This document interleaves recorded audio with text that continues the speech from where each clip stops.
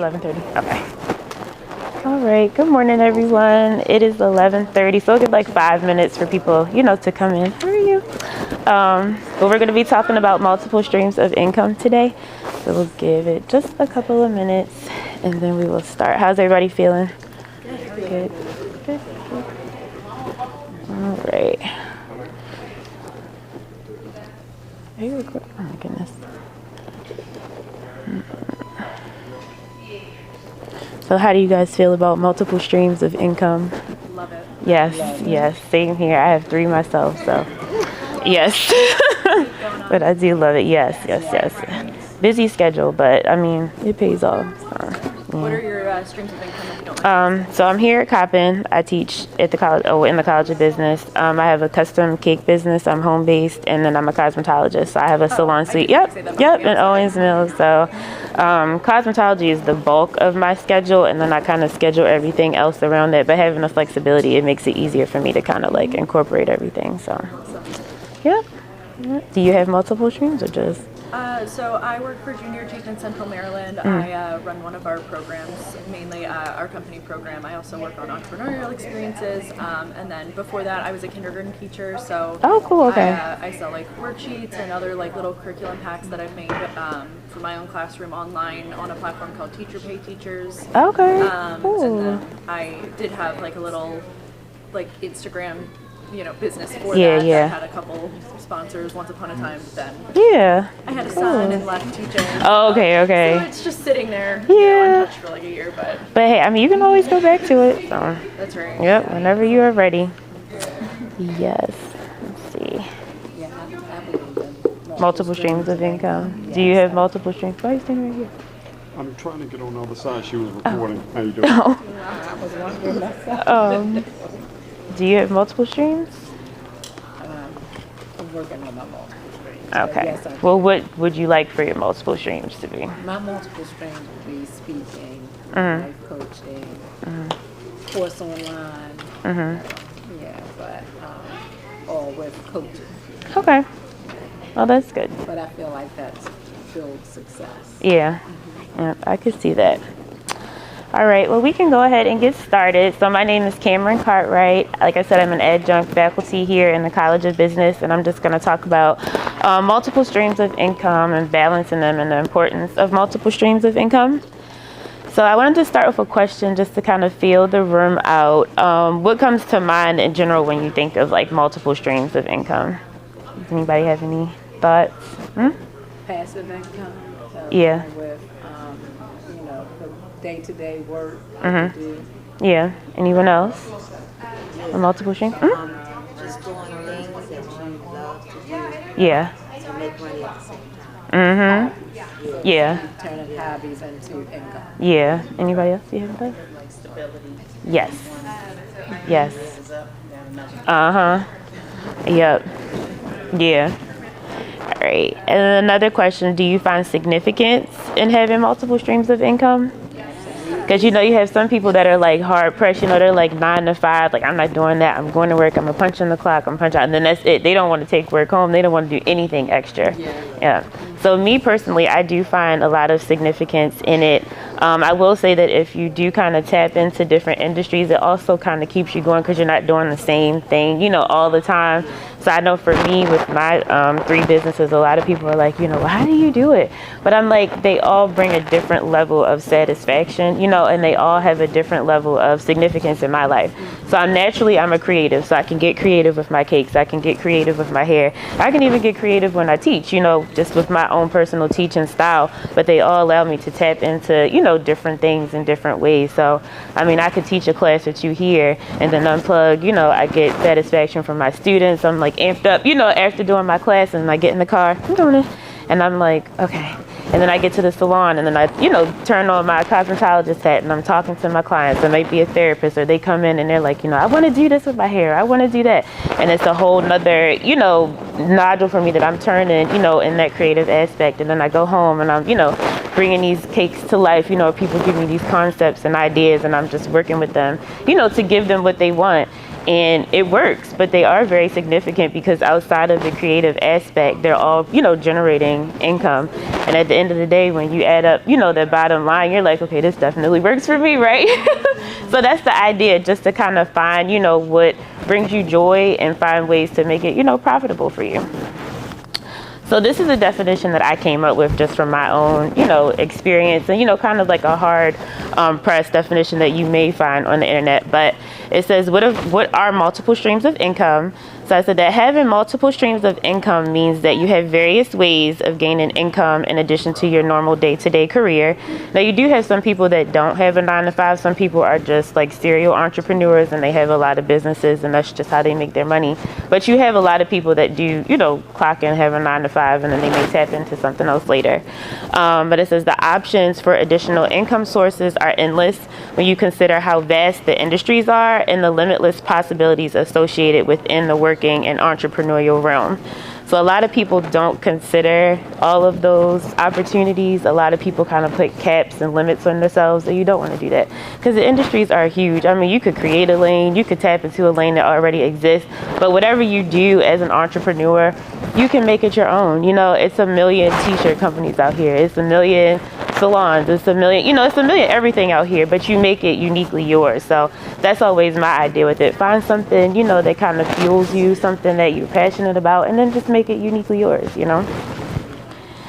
So some of the benefits of multiple streams of income, aside from what I have listed here, if you think initially, like what comes to your mind benefit-wise? Anybody have any thoughts? Financial security.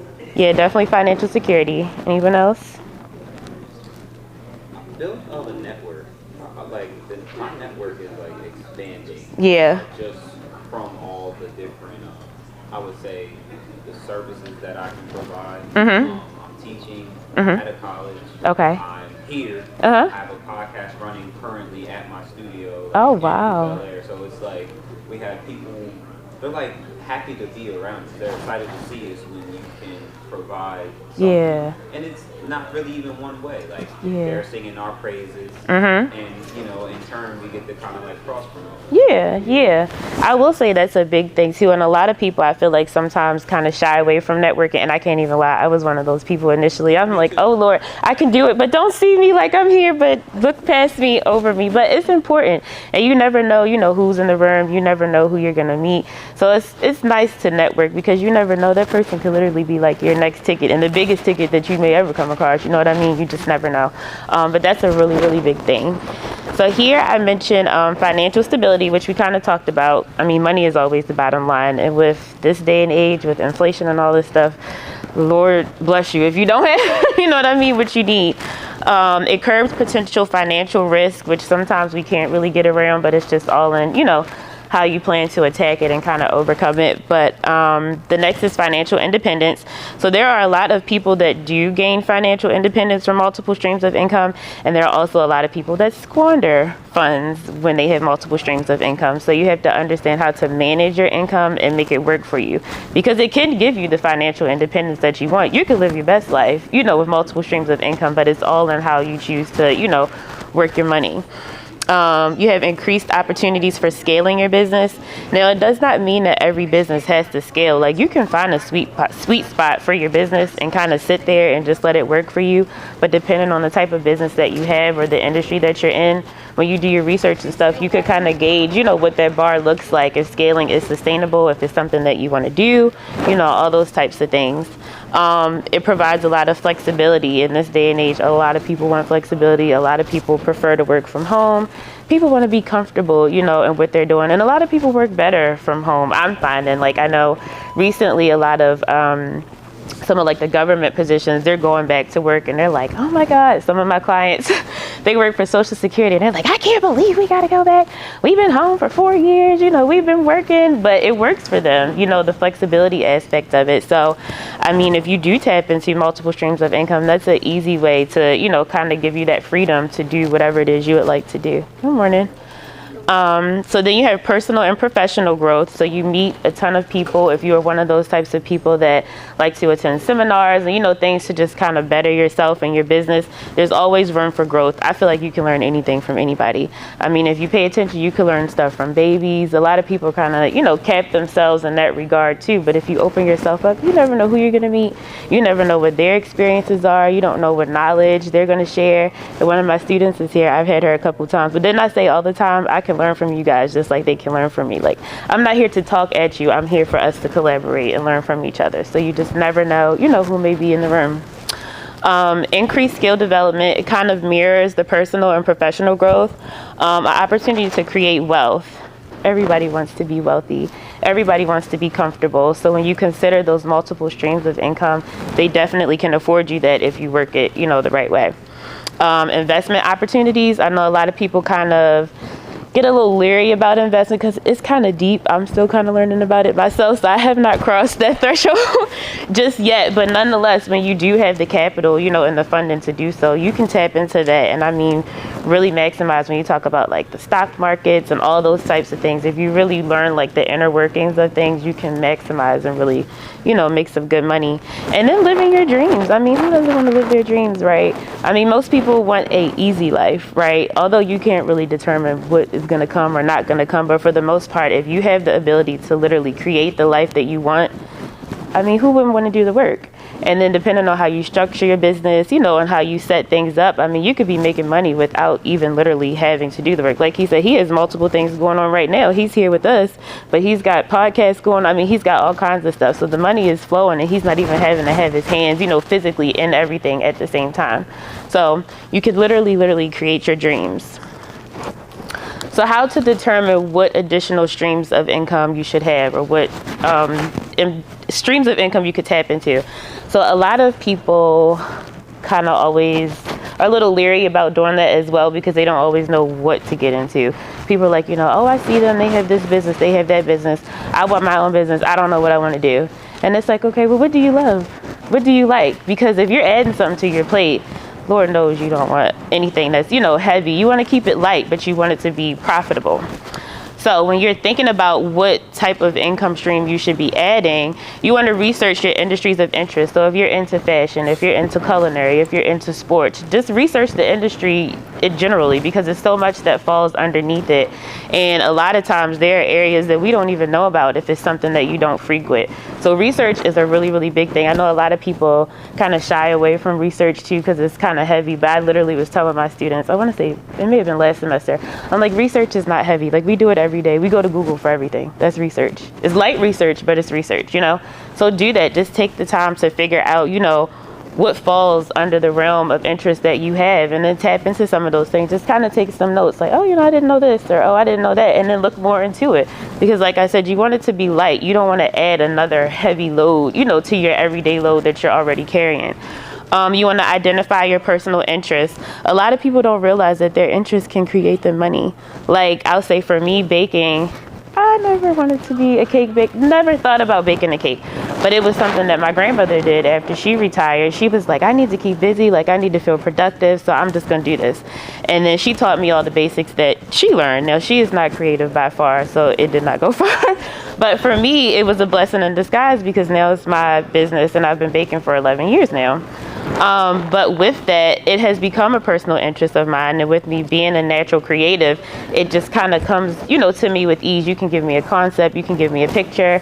Now I can do the picture probably 99%, of course, because I'm not the one that made it, but I can bring your vision to life.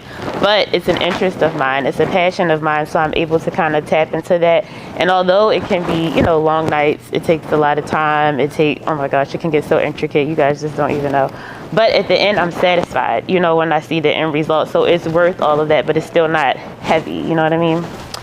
So then you want to consider your hobbies and interests that do not feel like work. Like I said, you want to just keep it easy, keep it light. That's my motto for life. Just keep it light. I don't like for stuff to be heavy because then I get overwhelmed. You don't want to do that to yourself. Like, why would you want to start yourself up in that way? But just keep it light.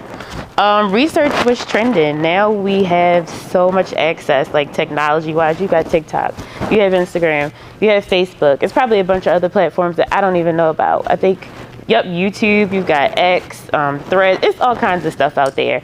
But people push so much information out that you can find what the trends are, and it may be something that you did not know about, you know, and you can tap into that and maybe potentially make it, you know, an option for income for yourself.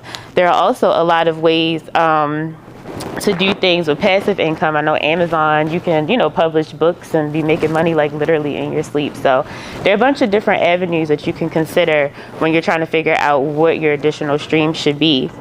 There's also identifying a need and then creating a means to meet that need. So a lot of people, I feel like, kind of overlook this aspect too, but there are needs everywhere, needs that we probably see every day or that we have ourselves and we don't address. If you guys think about like a lot of the products now, a lot of them are like organic. A lot of them are vegan friendly because they're getting away from like, you know, all those chemicals and stuff like that. But that was a need because a lot of people were having health issues that they did not even know just from using everyday products, you know. But people tapped into that need. They addressed the need. They made the changes necessary. Now it may cost you a little bit more, but when you think about, you know, the longevity of your health, do you really want to put a price on it? You know what I mean? But now that you have access to that, it makes it worth your while. It makes it worth your dollar. You feel good, you know, when you use it because you know you're getting, you know, what it is that you're actually wanting to get. So then the last one is to tap into existing business concepts or ideas, but make the necessary adjustments to make the business uniquely yours. So that kind of goes back to the industry aspect that I mentioned. The industries are so vast and there are so many multiples, you know, of the same thing. But how are you going to make the business yours, right? So I'll say, for instance, for me with my salon, I give gifts. Like Christmas time, oh my God, my clients know I'm coming with the gifts, and I don't do the cheap gifts. I do the good gifts. For the holidays, I'll say like Easter, I had candy out. You know, just little things that make them feel appreciated. And I mean, even though I feel like at this point, some of them expect it, every time they come in and I put this stuff out, they're like, oh my God, you know, you got the good candy, or oh, you got this, or oh, I opened my gift. I love this lotion from Bath and Body Works. But it's just the thought, you know, that counts. It's a million salons out there. I'm in a salon suite, and it's, I think, 40 suites where I'm at. So it's me amongst all these other, you know, stylists immediately in that space. But for me, I stick out so much so that other stylists even bring clients to me all the time. I have ladies in there where they're like, no, I'm going to bring them to you first. And if you say no, then I'll send them, you know, elsewhere. But I'm bringing them to you first. But it's something about me, you know, and the way that I've curated my business and the experience that I give where people are like, no, you got to go to her. If you don't go to her, then we can figure out, you know, something else. Even with the decor in my salon, I decorate. I still have Easter stuff up in there now. I need to switch it out, but they come in and they're like, oh my God, you decorated. Oh, you did this. Or people come around the corner and they're like, it's so pretty in here. But all these little things set my suite, you know, aside from the rest.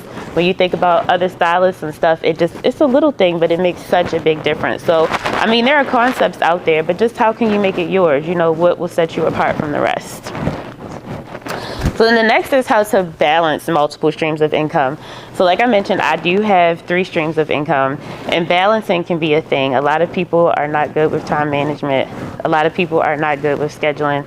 And that honestly is the key factor in balancing multiple streams of income. You have to kind of master that a little bit, because otherwise you're going to be wiped out and all over the place.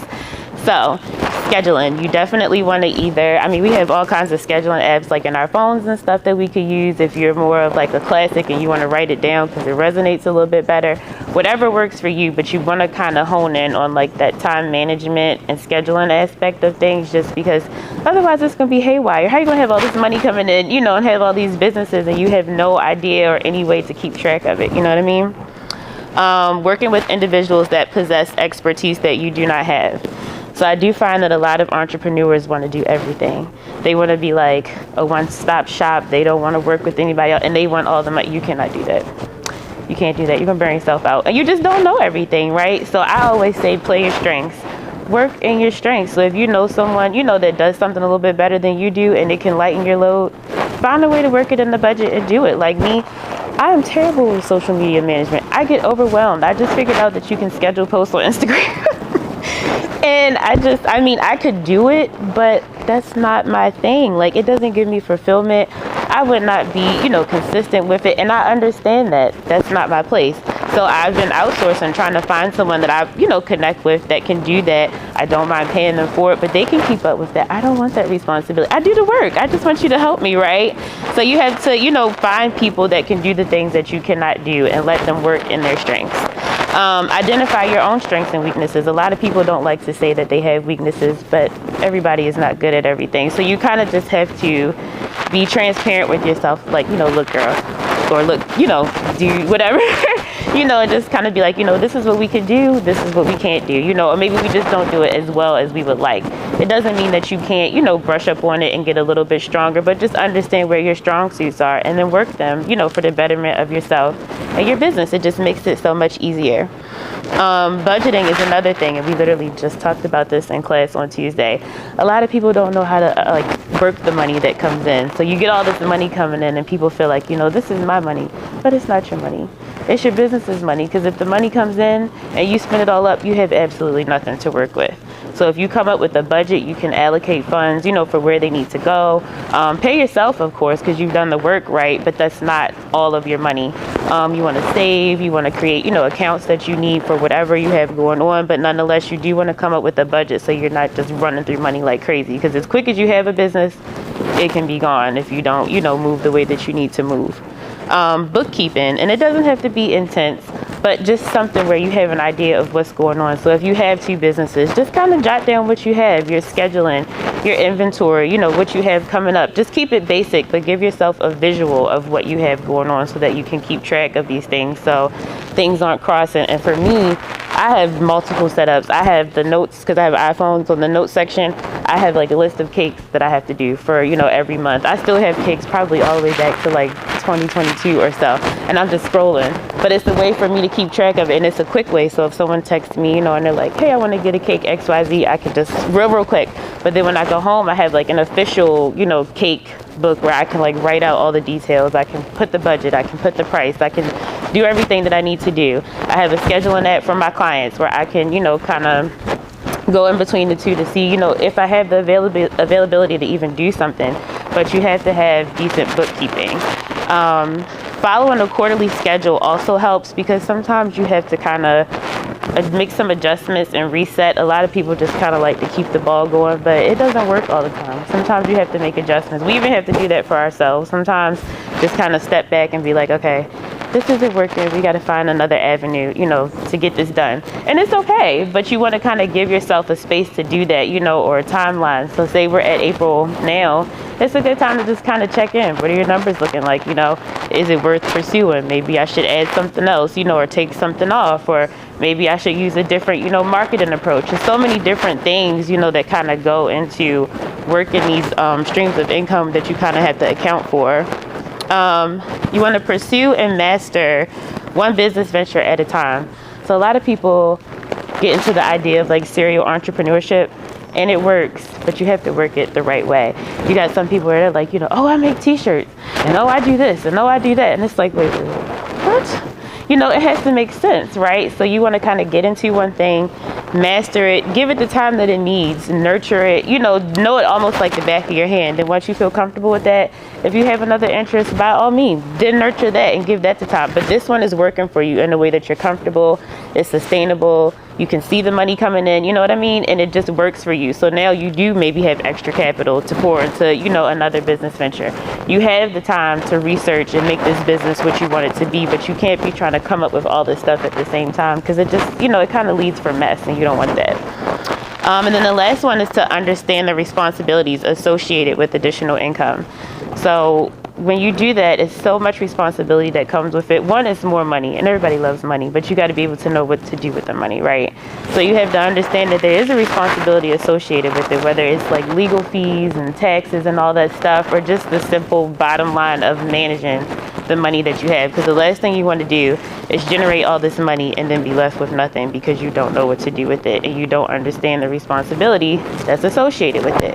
So that goes back to working with people that are in their expertise. Get an accountant, or somebody that's good with finances. And it doesn't have to be heavy and deep, but just help me understand what to do with this so that I know how I should move, so that when I get it, and you can pre-plan, like, this is what I'm thinking, what should I do if I were to embark upon this, business venture or whatever. Give yourself a game plan.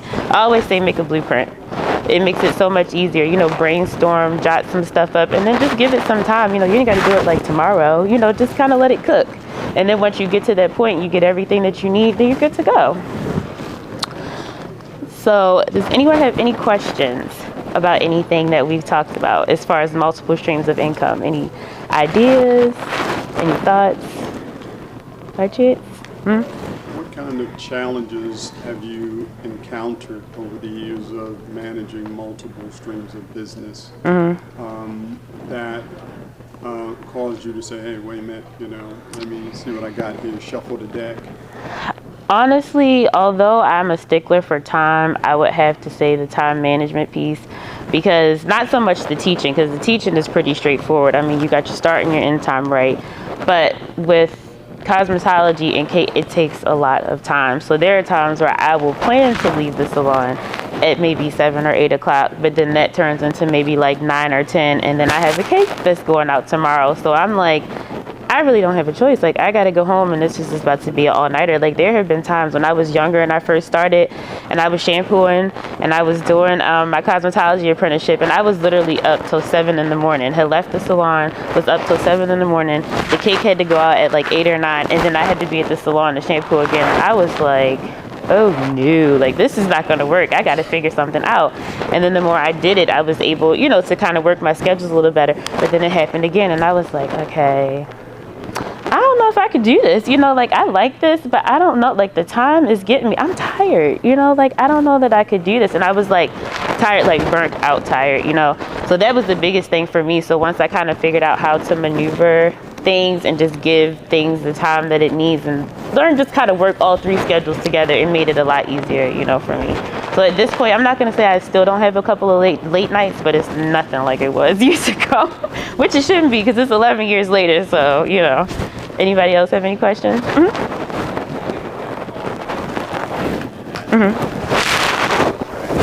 Yeah. You're going to run into like really tough parts of different aspects of your business. And I know from like experience, I get hung up on some of the stuff that I don't want to do. Yes. So from the standpoint of either outsourcing or really honing in and being like, okay, I have to get through this because there's some fun things after I get through the tough part. So like definitely, I mean, because I know I'll go on social media for inspiration and then it leads to something else. Yeah. Or even trying to come up with that post. So where we're using like the AI and different things to come up with the post, or like you said, a social media manager. That's also, you know, great tips to help with the time. That is killer when it is. a bunch of different things. And I will say too now, like with the world that we're in, we have so many outside, you know, like influences and easy ways to kind of get us off track. Because I hear a lot of people say, and I mean, there's no age cap on this. I have clients that are like in their 70s and they're like, I was on TikTok all night last night. My husband got mad because I was scrolling, I was laughing. But I mean, who really wants to be up till 3 and 4 in the morning on the phone? But it pulls you in, right? So then sometimes it can be hard to do things that you need to do. Or even if you are looking for inspiration or something, it's like a rabbit hole sometimes. You're just like, I got to get off of here. So you haven't even accomplished what you really set out to accomplish because you done went every which way. So you do have to kind of just find a way to like laser focus. If you don't find what you need, just step away. Maybe come back tomorrow and it might pop up. Maybe on your feed because I think the phones listen to us. So you might get on there and it may be exactly what you need. You just never know. But sometimes you do have to just kind of be like, that's not working. Anybody else have any comments or questions? As a successful entrepreneur, do you sense that at some point in time you'll need to scale? And also, where do you see yourself in 5 years from now? So I don't feel like there's a need per se for me to scale. There's a small desire to scale, but scale in a way where I'm not having to do so much work. So salon suites are very popular, and I would say about 5-ish years or so, I would like to have a smaller version of salon suites. I get overwhelmed with a lot going on. So I would say keep it cute, about 10 or 15 suites. But if I could find a space where I could parallel and have like a ready-made, like small baking situation where people could come in and buy cupcakes, you know, or like treats on hand, or have some like maybe small, like ready-made, like 6 or 8 inch cakes, like similar to what you would find in the market, but different because it's not the market. You know, but something like that where I'm able to kind of step back a little bit and make money without having to do so much work, you know. You had a question? I'm a little late, but you running 2 businesses, right? Yes, yes. What made you want to run more than one business? Because entrepreneurship is hard, seriously. Yes, yes, yes. What made Yeah, and I'm an adjunct professor here at Coppin, so I got 3 things going on. Honestly, they all came to me. Like, I knew that I wanted to get a degree. I knew I wanted to go to school. My dad wanted me to get into medicine. I did not want to do that. That's not my thing. But my mother was a hairstylist, my grandmother, my aunt. So I just like grew up in the salon. So I always had like a desire and a love for like beauty and hair. So I was like, I'm going to do this. And my mother was like, girl, no, you need to go to school, get a degree, do something else, because that's not it. But I was like, no, I'm going to figure out how to work this. I want to do hair. So I did the apprenticeship while I was in undergrad, and I was like, well, getting a degree in business, I already have a step up from the average, you know, cosmetologist anyway, because they go to school or they do an apprenticeship, but they don't get all of that, you know, knowledge. So I was able to kind of do those simultaneously. And then, were you here for the cake story for my grandmother? No? Okay. So my grandmother retired, and she was saying she just needed something to make her feel productive. And she went and took like a basic like professional cake baking class. So she learned how to do the icing and bake and just make like a basic cake you would see in the store. But I used to go over her house on the weekends, and she's like, well, we're just going to go through everything that I learned. But I'm a creative. She is not. So once she showed me those things, it just kind of stuck with me. And 11 years ago, my cousin was having her baby shower, and she's like, I want you to do a baby bump cake for me. And I was like, girl, I cannot do this. I'm like, this is a focal point. If I mess this cake up, like, that's the shower. The shower is over. But she literally thinks I could do anything. So she's like, no, it's going to be fine. You know, whatever it is, it is. And it turned out beautifully. And ever since then, the cake business took off. I never planned to do it, but it literally just came to me. And then teaching, I'm a Coppin alum. My mother's a Coppin alum. I have a ton of family that went here, but we both were in the College of Business. And she was talking to one of her professors, you know, telling him that I graduated from here. He said, well, does she want to teach? And she said, well, I'll talk to her, you know, about it or whatever. And I said, well, yeah, because I was finishing up my master's program. And I was like, I never thought about that because I really don't like speaking, you know, in front of people and stuff. But I was like, well, I guess I could try it. And if it don't work, then it just don't work. And I came and I did the first semester and I fell in love. And this makes I'm going into my 6th year teaching. So, I mean, literally everything came to me, but I'm extremely passionate about it all. It all brings me so much joy. My students make me really happy.